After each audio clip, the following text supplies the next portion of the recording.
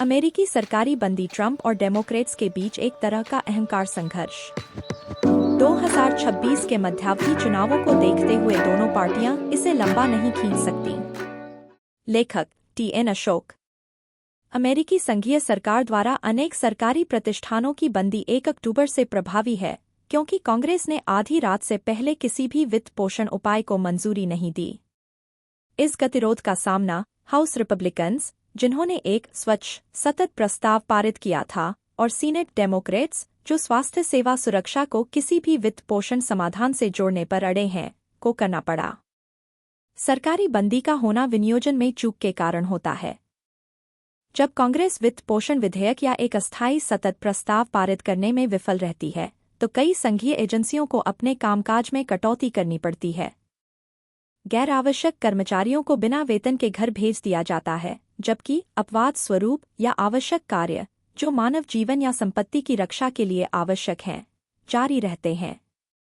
अधिकांश उदाहरणों में कांग्रेस द्वारा बाद में अवकाश पर गए कर्मचारियों को पूर्वव्यापी रूप से भुगतान करने का कानून पारित होते देखा गया है। महत्वपूर्ण बात यह है कि अमेरिकी डाक सेवा इससे अप्रभावित है, क्योंकि इसका वित्तपोषण उसके अपने राजस्व से होता है, न कि प्रत्यक्ष वार्षिक विनियोजन से। पूर्व में हुए शटडाउन के दौरान एजेंसियां शटडाउन योजनाएं प्रकाशित करती हैं, जिनमें यह दर्शाया जाता है कि कौन से कार्यालय सेवाएं निलंबित करेंगे। इस मामले में अनुमान है कि प्रतिदिन 7,50,000 तक संघीय कर्मचारियों को छुट्टी पर भेजा जा सकता है या अन्यथा प्रभावित किया जा सकता है, जिससे उन्हें प्रतिदिन लगभग $40 करोड़ का मुआवजा गंवाना पड़ सकता है। उदाहरण के लिए, संघीय आवास प्राधिकरण (FAA) ने चेतावनी दी है कि उसके 11,000 कर्मचारियों को छुट्टी पर भेजा जा सकता है। सक्रिय सैन्यकर्मी और अन्य आवश्यक रक्षा संबंधी कर्मचारी काम करना जारी रखेंगे, लेकिन उनके वेतन में तब तक देरी हो सकती है जब तक कि शटडाउन समाप्त नहीं हो जाता या जब तक कि कांग्रेस अलग कानून के माध्यम से हस्तक्षेप न करे। सन 1981 के बाद से लगभग 10 से 14 बार वित्तीय अंतराल रहे हैं, जिनके कारण सरकारी कार्यों में व्यवधान उत्पन्न हुए हैं। इनमें से कुछ वित्तीय अंतराल अल्पकालिक या प्रक्रियात्मक थे और इनके कारण व्यापक रूप से छुट्टी नहीं हुई, परंतु अन्य अंतराल अधिक गंभीर थे। पीटरसन फाउंडेशन के अनुसार 1990 के दशक की शुरुआत से अब तक 4 बार ऐसी बंदी हुई है जो कुछ व्यावसायिक दिनों से ज्यादा चली और जिसका व्यापक असर संचालन पर पड़ा। इससे पहले भी संघीय सरकार के कार्यालयों की कई बार बंदी हो चुकी है। बिल क्लिंटन 1995 से 96, नवंबर के 14 से 18, 1995, 5 दिन, और 16 दिसंबर 1995, 6 जनवरी 1996, 21 दिन के जमाने में खर्च के स्तर, मेडिकेयर प्रीमियम, पर्यावरण और स्वास्थ्य कार्यक्रमों को लेकर विवाद हुए। दिसंबर से जनवरी की अवधि अब तक की सबसे लंबी बंदी थी।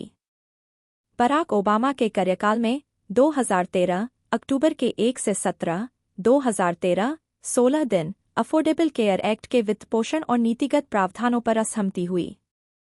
लगभग 8 लाख कर्मचारियों को छुट्टी पर भेज दिया गया, जबकि अन्य को बिना वेतन के काम करने के लिए मजबूर किया गया। डोनाल्ड ट्रंप के पहले कार्यकाल के दौरान 2018 से 2019, 22 दिसंबर 2018, 25 जनवरी 2019, 35 दिन, सीमा दीवार के लिए धन पर विवाद हुआ, जो अमेरिकी इतिहास में सबसे लंबा सरकारी बंद था। ट्रंप के ही कार्यकाल में जनवरी 2018, 22 जनवरी 2018, 3 दिन, धन की कमी, DACA विवाद हुआ और तब एक संक्षिप्त बंद हुआ। इससे पहले रीगन, कार्टर, अन्य के कार्यकालों में कुछ दिनों के बंद हुए। ज्यादातर विनियोग तकनीकी विवादों को लेकर हुए।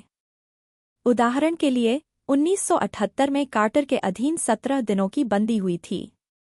ट्रंप के अधीन यह पहला सरकारी बंद नहीं होगा। उन्होंने पहले कम से कम एक का नेतृत्व किया था और यह उनके दूसरे कार्यकाल का पहला होगा। यह हाल के प्रशासनों, जैसे ओबामा के अधीन, में भी अभूतपूर्व नहीं है। जहां तक क्लिंटन या जॉर्ज डब्ल्यू बुश या रीगन का सवाल है, बुश सीनियर और बुश जूनियर के कार्यकाल में समान परिमाण के बहुत कम या कोई बड़े बंद नहीं हुए थे। रीगन युग में शटडाउन बहुत कम और आमतौर पर छोटे होते थे। अब मुख्य मुद्दा अफोर्डेबल केयर एक्ट (ACA) की प्रीमियम सब्सिडी और मेडिकेड में कटौती है, जो पूर्व रिपब्लिकन नेतृत्व वाले कानूनों में शामिल थी। डेमोक्रेट्स का कहना है कि इन्हें एक फंडिंग समझौते के हिस्से के रूप में बहाल किया जाना चाहिए। रिपब्लिकन एक स्पष्ट सतत समाधान, नीतिगत बदलावों के बिना पर जोर दे रहे हैं ताकि बातचीत अलग अलग जारी रहने के दौरान खर्च निर्बाध रूप से जारी रह सके। प्रशासन ने एजेंसियों को लंबे समय तक शटडाउन की स्थिति में कर्मचारियों की संख्या में कमी, RIF योजनाएं यानी स्थायी नौकरियों में कटौती तैयार करने का निर्देश दिया है, जो पिछले कई शटडाउन की तुलना में एक तीखा रुख है। श्रमिक संघों ने यह तर्क देते हुए मुकदमे दायर किए हैं कि फंडिंग में चूक के दौरान बड़े पैमाने पर छंटनी के खतरे मौजूदा कानून, विशेषकर एंटी डेफिशिएंसी एक्ट और पिछली प्रथाओं का उल्लंघन कर सकते हैं। चूंकि रिपब्लिकन वर्तमान में हाउस और सीनेट दोनों पर नियंत्रण रखते हैं, कुछ विश्लेषकों का तर्क है कि डेमोक्रेट्स के पास पिछले शटडाउन की तुलना में अधिक प्रभाव है। लेकिन इससे राजनीतिक जोखिम भी बढ़ता है। यदि शटडाउन लंबा होता है तो मतदाता उस पार्टी को दोषी ठहरा सकते हैं। राजनीतिक पर्यवेक्षकों के बीच अटकलें हैं कि डेमोक्रेट एक छोटे बंद 2 से 3 दिन की अनुमति दे सकते हैं या यहां तक कि योजना भी बना सकते हैं, मुख्यतः एक राजनीतिक बयान देने के लिए, और नए सिरे से दबाव की स्थिति में बातचीत को फिर से शुरू कर सकते हैं। इस तरह के सामरिक बंद के पहले भी उदाहरण रहे हैं। सांसद अक्सर धन की कमी को स्थायी बंद के बजाय एक सहारा मानते हैं। हालांकि एक छोटे बंद की भी कीमत होती है। छोटे बंद भी सेवाओं को बाधित करते हैं, मनोबल पर असर डालते हैं, और अगर जनता उन्हें नाटक समझती है तो राजनीतिक जोखिम उठाते हैं। प्रतिवाद यह है कि रिपब्लिकन शायद इस विराम के खत्म होने का इंतजार करें, यह उम्मीद करते हुए कि डेमोक्रेट दबाव में नरम पड़ेंगे, खासकर अगर प्रमुख संघीय कर्मचारी और सेवाएं प्रभावित होते हैं। इसलिए शटडाउन एक संक्षिप्त गतिरोध बनेगा या एक लंबा शटडाउन, यह आंतरिक गतिशीलता पर निर्भर करता है, जैसे कितने डेमोक्रेट पार्टी छोड़ते हैं, क्या रिपब्लिकन संशोधनों को स्वीकार करने को तैयार हैं, और प्रभावित क्षेत्रों से कितना राजनीतिक दबाव बनता है। राष्ट्रपति ट्रंप ने कहा, जब आप इसे बंद करते हैं तो आपको छंटनी करनी ही पड़ती है। उन्होंने चेतावनी दी कि डेमोक्रेट एक स्वच्छ वित्त पोषण विधेयक को स्वीकार करने से इनकार करके दर्द पैदा करने वाले हैं। ट्रंप ने यह भी धमकी दी कि अगर शटडाउन लंबा खिंचता है तो संघीय कार्यक्रमों में अपरिवर्तनीय कटौती की जाएगी। सीनेट के बहुमत नेता जॉन थून ने डेमोक्रेट्स पर एकजुट होने का दबाव डालते हुए कहा, 5 डेमोक्रेट्स के पास कल सरकार को फिर से खोलने की शक्ति है। एक स्वच्छ वित्त पोषण विधेयक का बचाव करते हुए रिपब्लिकन तर्क देते हैं कि नीतिगत बदलावों को विनियोग विधेयकों से जोड़ने से दबाव की राजनीति और गतिरोध को बढ़ावा मिलता है।